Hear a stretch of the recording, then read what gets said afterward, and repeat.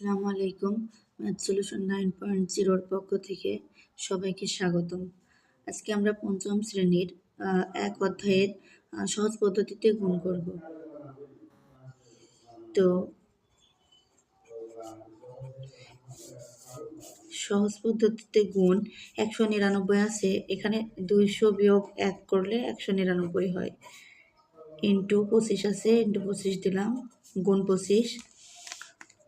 এখন ব্র্যাকেটের ভিতরে যেহেতু 200 বিয়োগ 1 আছে এবং বাইরে গুণ 25 আছে, মানে হচ্ছে এই 25 ব্র্যাকেটের মধ্যে দুটো সংখ্যা আছে, দুটোর সঙ্গেই গুণ হবে।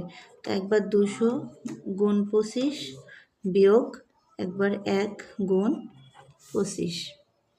তো 200 গুণ 25 শূন্যর গুণের একটা টেকনিক আছে, সেটা হচ্ছে এখানে শুধু সংখ্যা আছে 2, এখানে আছে 25, 25 দুগুণে 50 এবং এই 2-এর পাশে যে দুটো শূন্য আছে, শূন্য দুটো বসিয়ে দেব। 25 1-কে 25।